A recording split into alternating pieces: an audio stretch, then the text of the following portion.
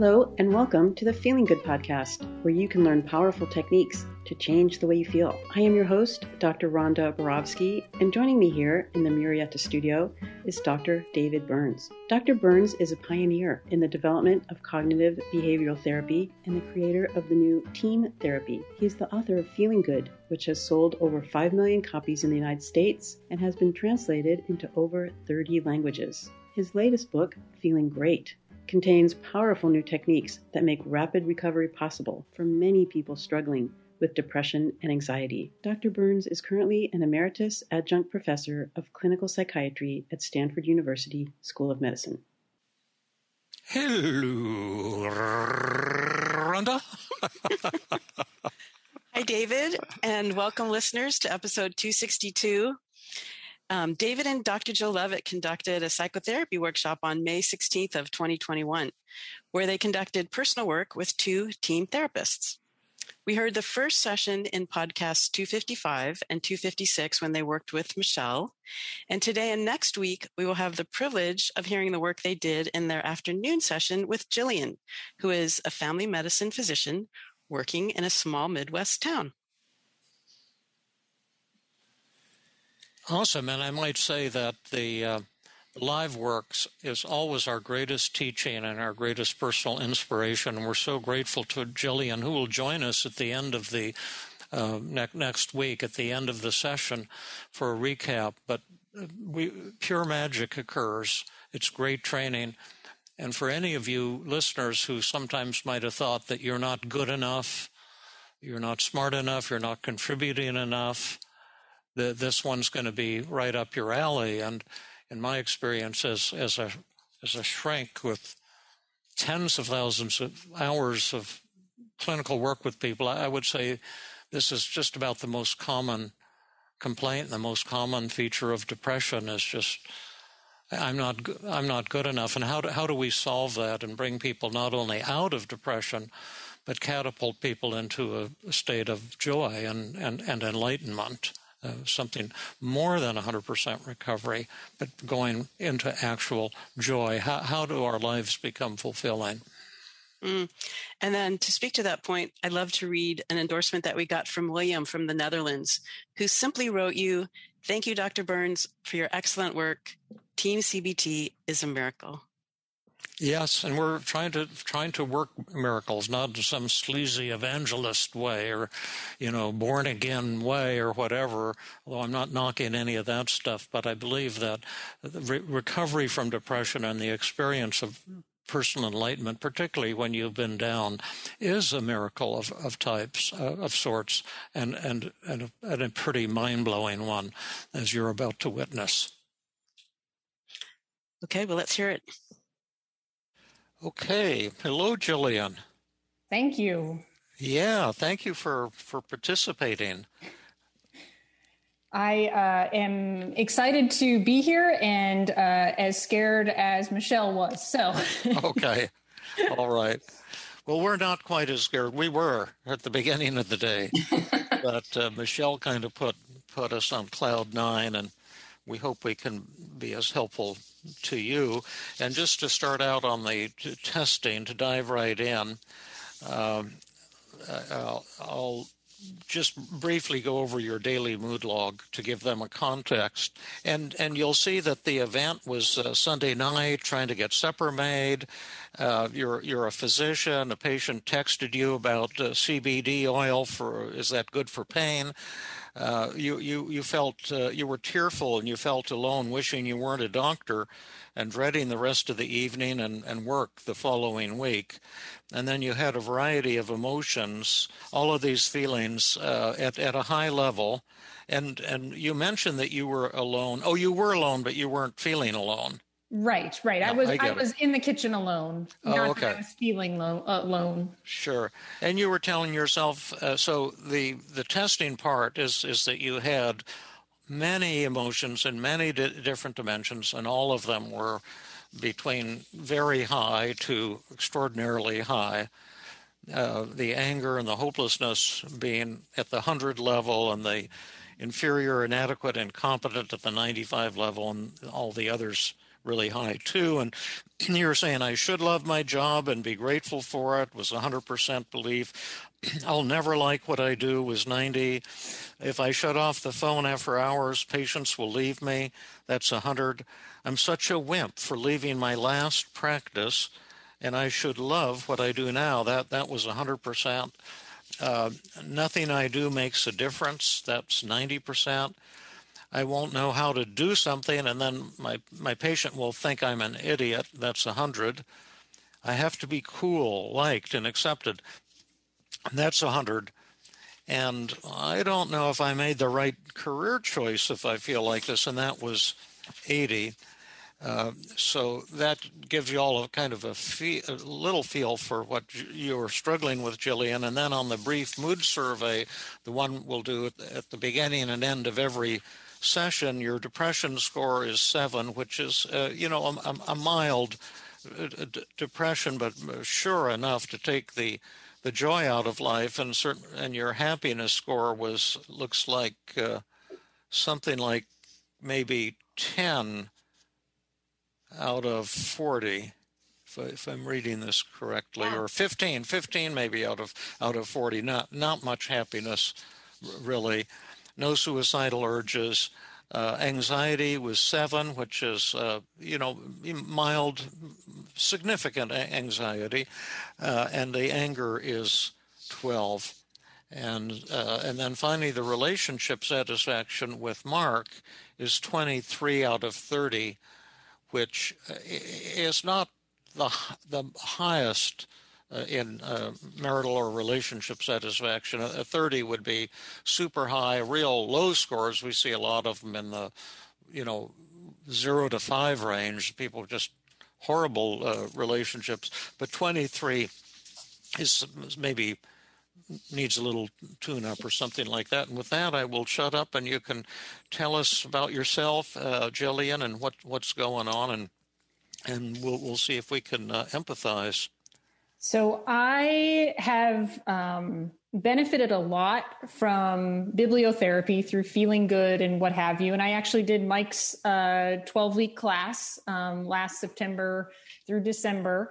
And I have set up my practice, even as a family physician, I've set it up in a way where I have basically unlimited time with my patients. And so I was like, okay, I want to learn CBT. And as I was learning it, I was benefiting greatly. And I remember sitting through one of these Sunday lectures or workshops and getting to the point of like, well, what is enough? Trying to define terms, and what is worthwhile, and trying to find terms. And even reached out and had an FGI teletherapist for a while, because I just felt like I was getting somewhere, but that's something I was kind of butting up against, and not really feeling that I was ever not melancholy, that I was just like, ugh. And I would say that as I look at my job and what I do, I just feel a lot of that I keep striving for things. So like for a physician, so I did 4 years of undergrad, 4 years of medical school, 3 years of residency, a fellowship in obstetrics. I then did lifestyle medicine certification. I've done international lactation certification. Now I've done CBT. I'm a step 1. I've done enough hours for that. And now I'm in a 3-year pastor program. And I feel like none of this actually matters. And so I feel like the joy in my life, like I have a great husband and I have a great family. And in fact, my practice in terms of what I've set up and the way that I manage my practice is to have a small subset of patients, basically concierge medicine, where I don't necessarily run 27 people through clinic in a day. I see 3 or 5. So I have a great income. I have a great practice, and I still dislike most of it. And I still dislike most of it. Like, oh, okay. I would like to go run off to a tropical island by myself and be left alone. Well, we could make this a very short live demo. Sounds like a good idea. It would be, and then I would get lonely. So I don't know that it would fix the problem. Well, we'll do the demo then. Okay. Did you want me to respond, David, or did you want Sure, yeah, go ahead. Okay. Well, hi, Jillian. It's nice to meet you. I was going to say finally meet you because I know we've been emailing just a little bit back and forth to get things set up. But yeah, let me see if I can, sort of reflect a little bit about what you've said and try and connect with you and understand how you've been feeling. It sounds like, you're sharing with us that you're a family physician and that you're really highly educated, actually, right, between med school and residency and fellowship, and then seeking lots of extra certifications in lactation and lifestyle management and CBT, and now in pastoral training. And so there's this kind of constant drive, it sounds like, to keep kind of doing more and being better and knowing more. But it sounds like at some point you're still, feeling really kind of unsatisfied with that. Like you feel like you've set up your life to have this sort of beautiful and lucrative and like person-centered practice, right? Which would have all of the elements that you would think you would need to feel happy, but you're still finding like you're disliking it.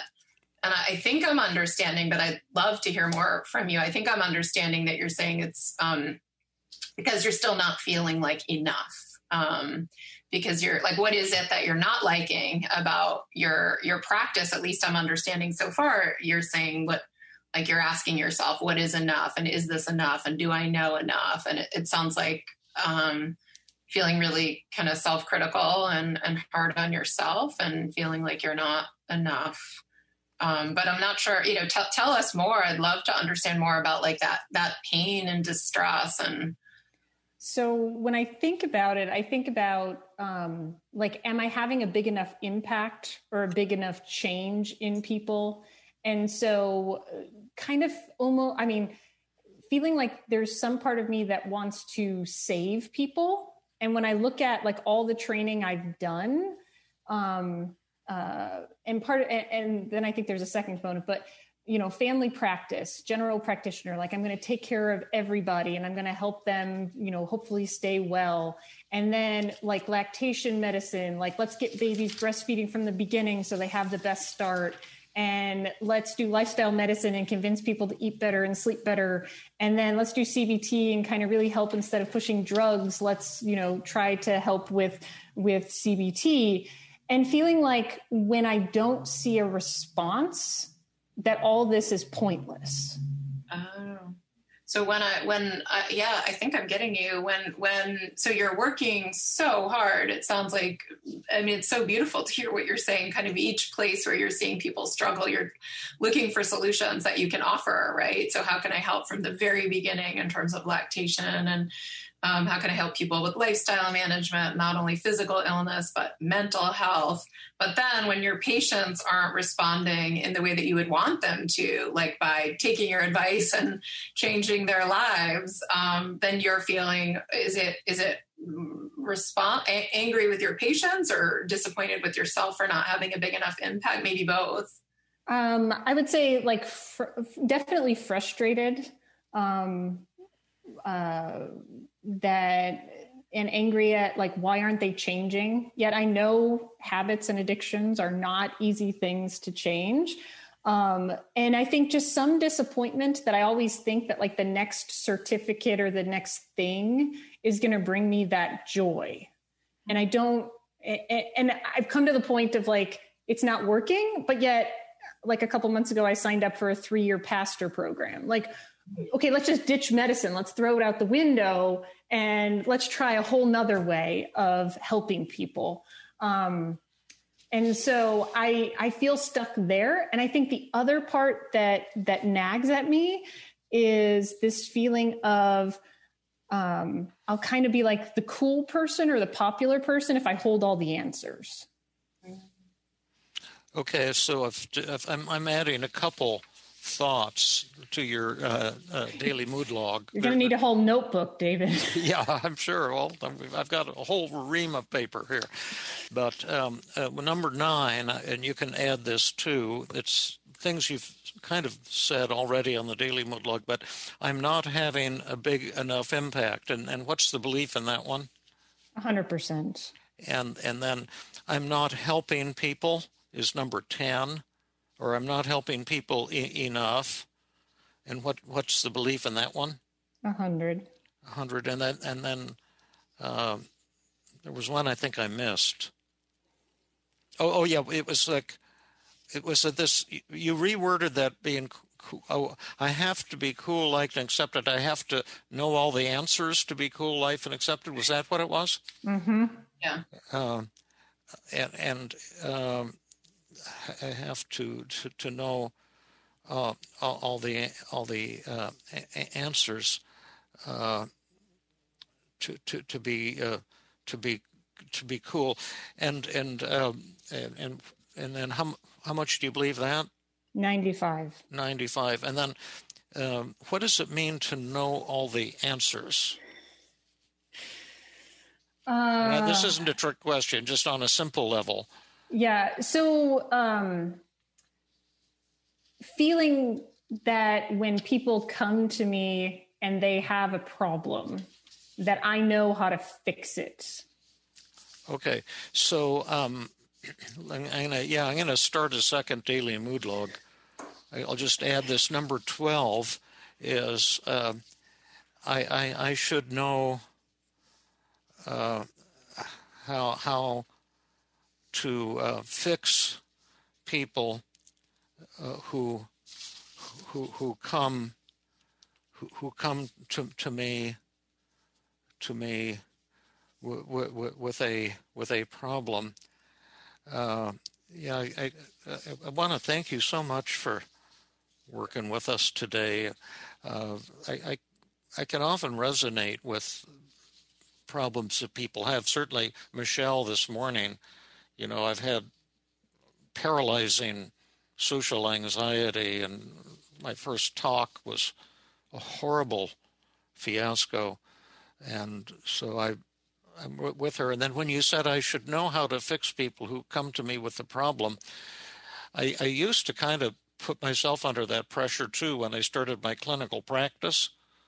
I told myself I should be able to help every person who comes to me. And I was just setting up my practice, and Beck was just getting started with his Center for Cognitive Therapy, and they started sending me all of these referrals of really difficult patients. And I thought it was because they thought I was a great therapist, so I was very flattered. But I was getting all of these actively suicidal patients with borderline personality disorder who had had multiple hospitalizations and self-mutilation. So it gave me a lot to practice with. And then I found out that the reason they sent me all those patients was because they didn't want them. But I used to tell myself that all the time, and it created a lot of pressure for me too. And getting over that was a major transformation in my career and a major transformation in the way I did my clinical work.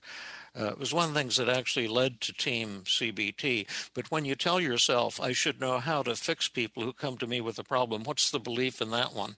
That's 100%. 100. And then if I could fix everyone who comes with a problem, that would mean like a problem like stomach pain or addiction to codeine or OxyContin or like what kind of problems, or a marital problem? What? So as a rural family doc, they come to me with everything. Yeah. And so it could be anything from, yes, I have stomach pain, to I have chronic headaches, to I'm depressed, I have bad anxiety, my wife is having, we're having marital discord. And they come and they look at me and I'm like, okay, go to therapy. And they're like, no one's in network. We're not going anywhere. I'm not paying for anything. And some of my patients, I even have like, can you front me $1 for the prescription until payday on Thursday? Oh, so yeah. Wow. It's feeling like I'm in this position of being the savior for people. And I think that's what makes my job so unfun when it doesn't have to be, because I feel like I am competent in what I've learned and done. And and could really enjoy this if I could get rid of that. I have to be able to fix everybody. Right. Yeah. And I heard two things actually that contribute to that stress and pressure. One is the pressure you put on yourself. The other is the pressure you put on your patients, right? So I should be able to fix everyone with every problem. And man, you see a lot of variety of problems, but also they should listen to me and do what I say. Definitely. You said that too, right? When they don't do what I say and take my awesome advice, I'm kind of pissed off and frustrated and hopeless. So I should fix everyone's problems, and my patients, they should all do everything I say and fix their problems too, right? Yes, ma'am. I will do what you tell me. Right? Yeah, I mean, yes, that is the expectation. Yes. Yeah, cool. But, I mean, David, we relate to that too, right? Of course, Yeah. we struggle with that as therapists all the time. And that's a lot of, again, what the team model is about, this learning to sit with open hands when people don't want your advice or want to do what you say, which is such a challenge. So I just mean, I can. That's what gave birth to the team model, Jill, as you know. Yeah. Solving that problem. And Right. what a fantastic solution it's been. Couple questions. I'm going to use a methods technique. I promised Jill that I would jump out of order to make for better teaching and then I'll pull everyone. my hair out. But during the empathy phase of a session, you can do what's called the downward arrow technique. It's usually a method, but it's kind of an exploring thing. And I'm wondering, and thank you again so much, Jillian, for bringing this to us in your heart. And it's really, I'm so grateful. And so admiring of what you're doing with your career, and we'll come to all of that in a little bit. But if you don't know how to fix everyone, if I don't know how to fix everyone who comes to me with a problem, what would that mean to me? Why would that be upsetting to me? I think I fear that the patients would leave me. Okay, then let's put that down underneath that thought. Then if I don't, people or patients will leave me. And then let's just say I'm from Mars and I don't know what it's like here on the surface of the Earth. And I'm trying to figure it out. And so then, is that bad then if patients were to leave you? What would that mean to you? Why would that be upsetting? Like if one leaves you, or seven, or all of them, or what is it that you're afraid of? So I think that that if they leave me, that like my practice will deteriorate. Put that down. Then my practice will deteriorate. And you could, for the audience, you'd be writing this down just on a separate piece of paper. This is just the downward arrow technique, which is not a change method, just a method to get more information and kind of figure out what's beneath the thought. So if I don't fix everyone, then patients will leave me. And then if my patients will leave me, you draw an arrow, my practice will deteriorate. Right? And David's and you can see these these arrows here and how I'm drawing. And you should do this too if you're really interested in learning this technique. It's a great technique. And then if your practice deteriorates, now this seems stupid, but remember on Mars we don't understand much. Is that bad if the practice deteriorates? Yeah, because then they'll think I'm a failure. Okay, put that down. Then they'll think I'm a failure, and then put an arrow under that. And then is again, I don't mean to be stupid, but is that bad? How many people would think that you're a failure then? Like 3 people, or 45, or 1 person, or everybody, or? I feel like the whole town would. Oh, the whole town. Okay. Yep. Put that down. The whole town will think I'm a failure. And then would that be bad if the whole town, I guess all the men, women, and children, elderly people in the town would all think I'm a failure. And then what? What? I mean, that doesn't sound like much fun, but why would that be upsetting to you? I think because then I feel like I'm a loser then. Like, okay, put that down. Yeah, then I'm a loser. And then again, this will sound ridiculous, and I should probably shut up, but you're doing a great job on this. And then if I'm a loser, then what? Is that bad to be a loser in a small town, or what happens then? I think I see it that I don't mean anything to anybody. Okay, yeah, then that means I don't mean anything. Is that emotional to you, or? Yeah. Yeah, just let those tears come, and just reflect on that for a minute. And that sounds like a really big issue for you. That not the fear of not meaning anything to people. Is that right? Yeah. And then if I don't mean anything to anybody, then what? Like, I guess what's the point of all this? Then there's no point in living or in life. Yeah. And that would be the bottom of the barrel.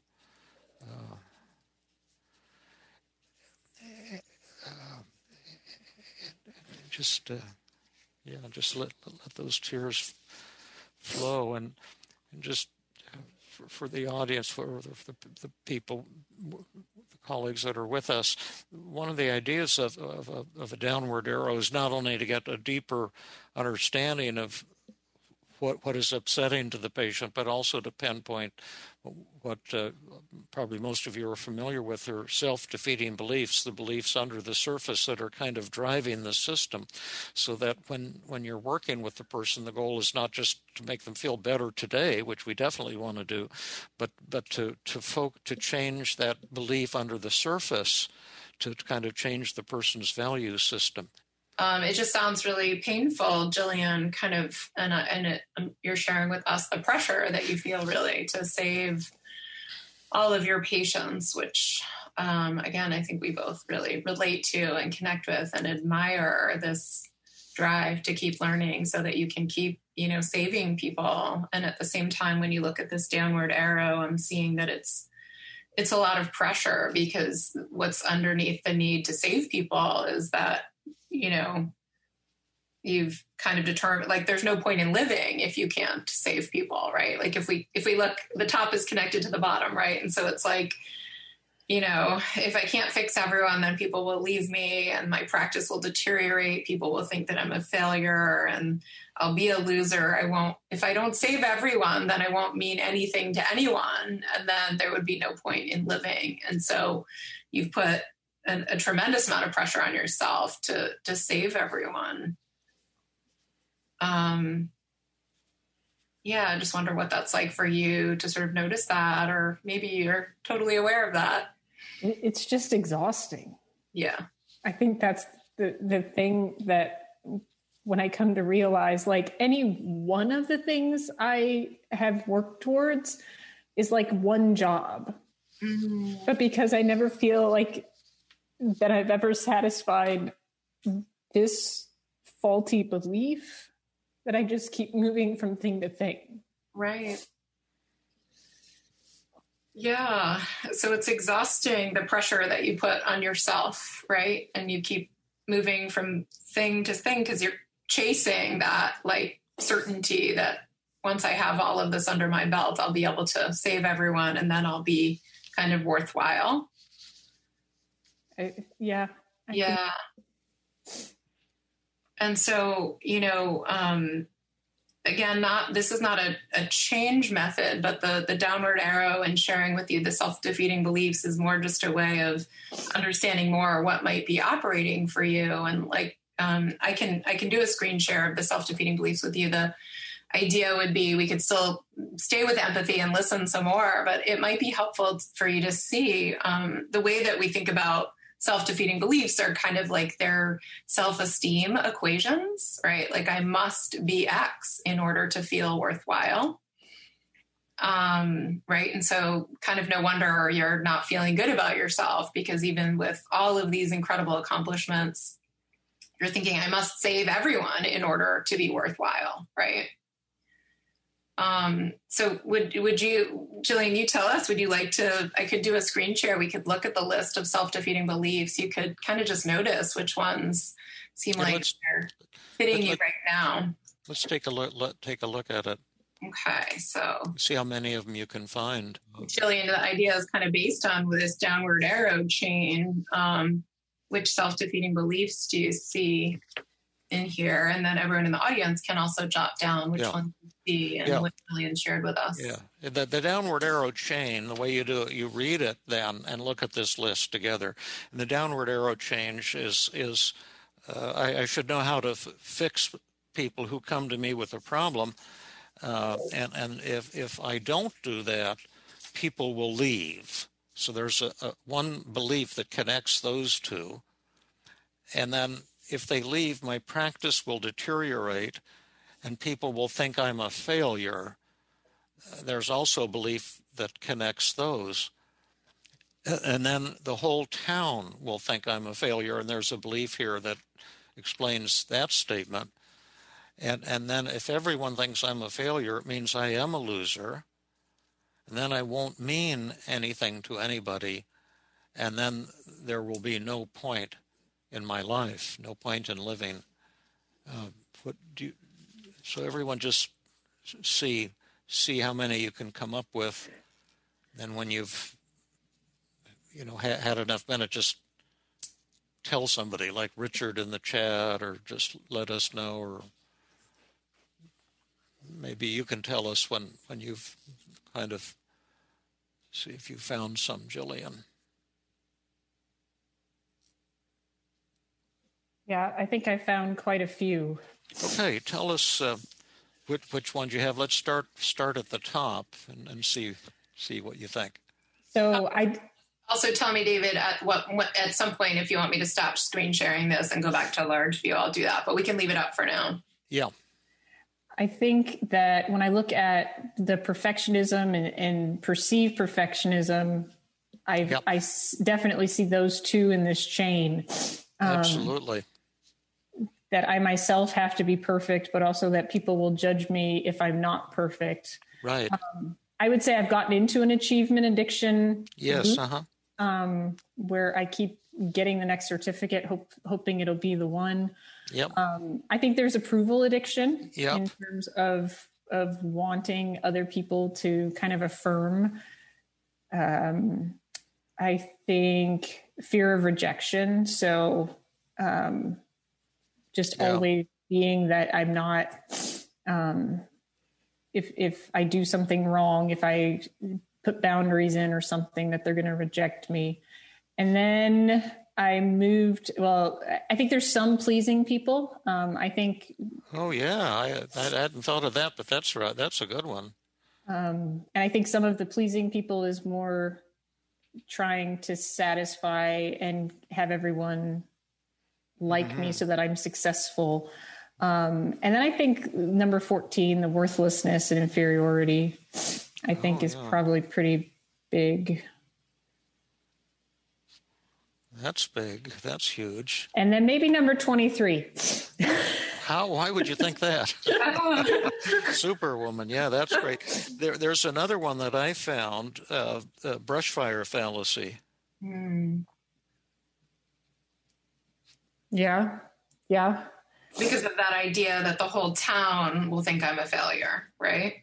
Yeah, if one person thinks I'm a failure, and everyone will, it'll spread like brush fire. And humans are all like clones. They all think the same way.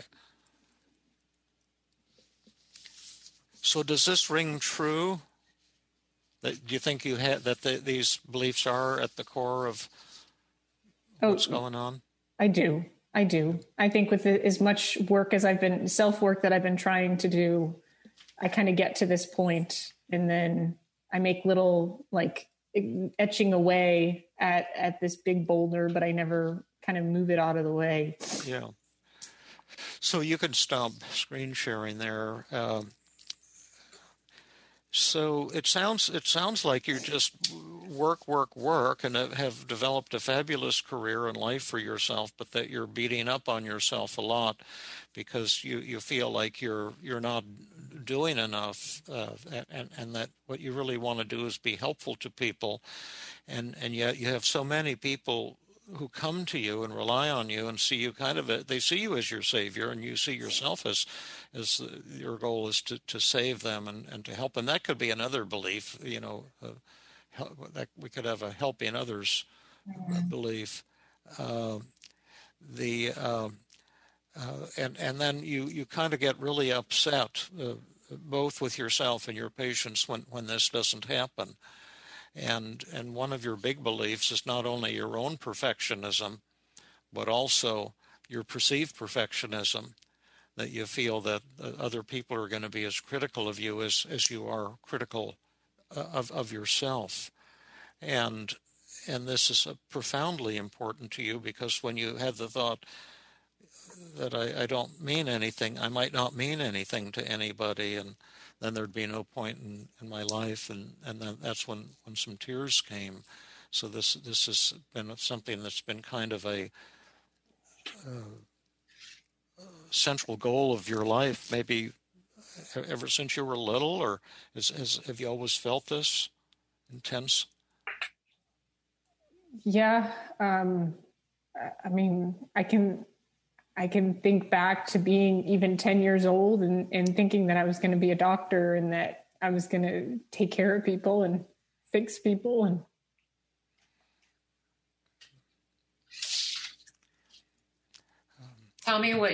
tell us what's coming up for you when you have tears around sharing that's always been your goal, to be a doctor, to take care of people and fix people.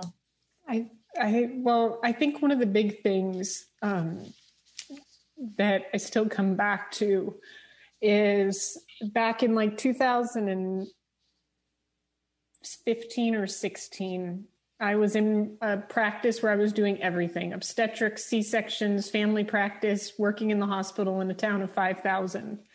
And I was on 72 hours of call, and I had been up 60 hours, and I started hallucinating, and I finally got time to go to bed. And I couldn't. I was still on for like another 12 hours, but finally the pager had stopped going off. And my husband was obviously upset because I was asking him random things that made no sense. And he realized I was still responsible for patients for the next 12 hours. So he called the office administrator and got me taken off of call. And I actually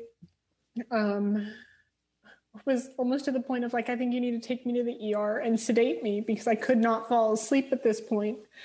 And I wound up struggling to sleep for about 4 more days.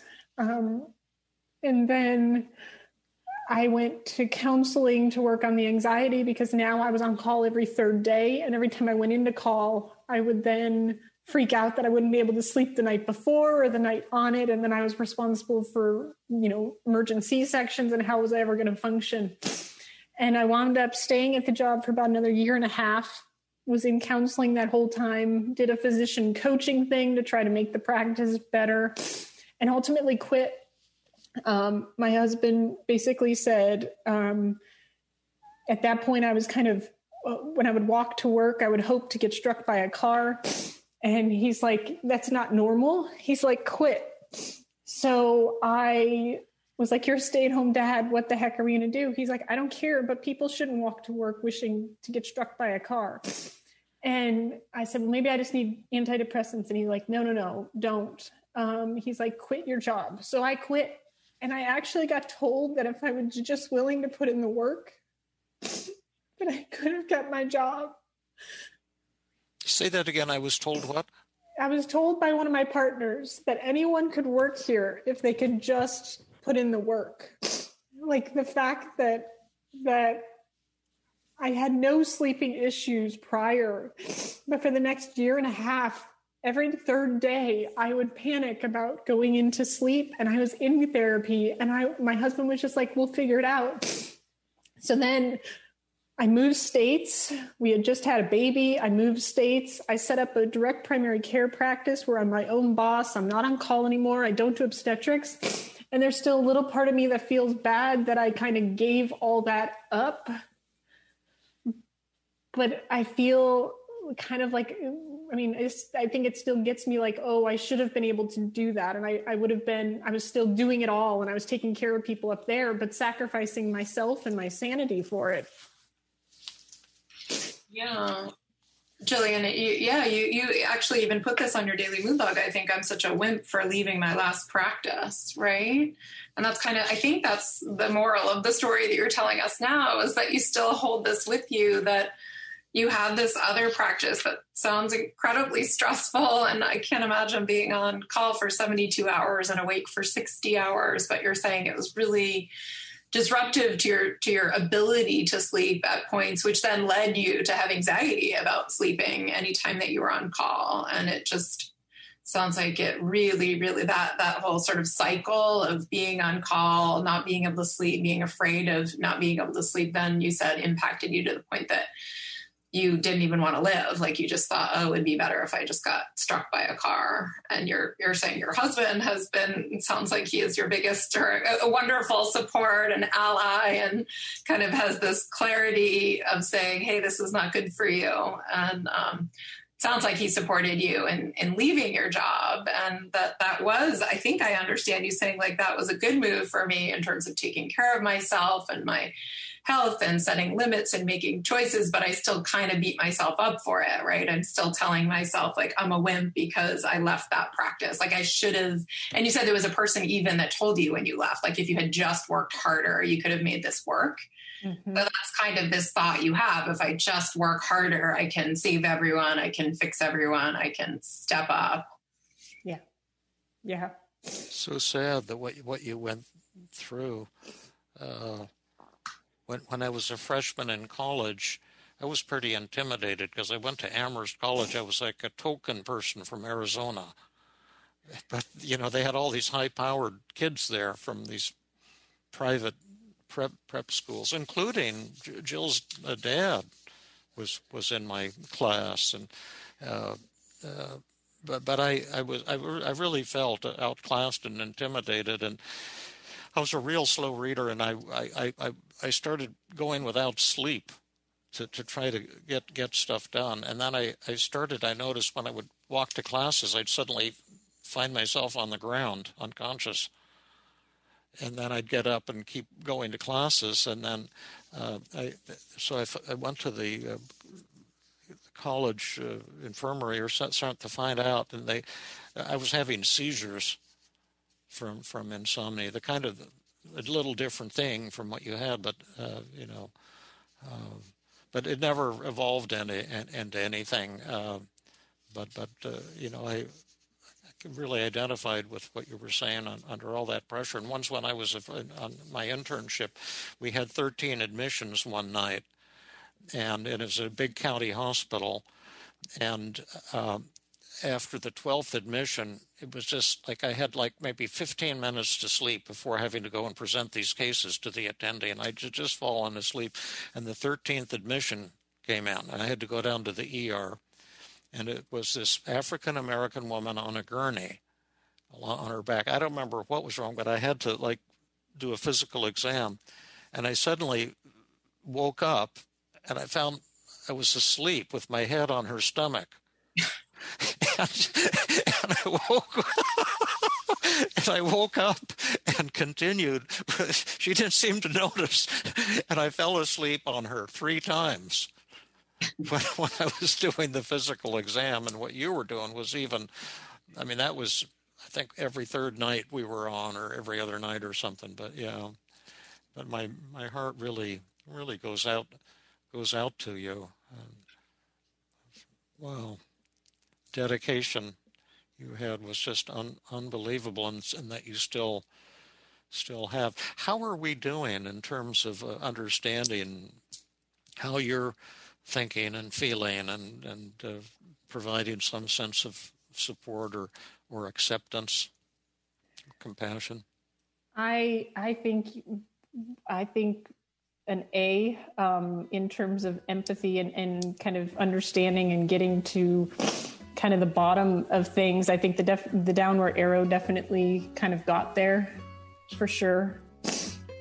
I mean, even when you started reading the downward arrow again, the tears came when you got to the last two parts. Yeah. This has been another episode of the Feeling Good podcast. For more information, visit Dr. Burns' website at feelinggood.com, where you will find the show notes under the podcast page. You will also find archives of previous episodes and many resources for therapists and non-therapists.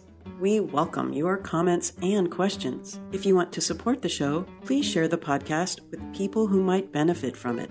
You could also go to iTunes and leave a 5-star rating. I am your host, Rhonda Borowski, the director of the Feeling Great Therapy Center. We hope you enjoyed this episode. I invite you to join us next time for another episode of the Feeling Good podcast.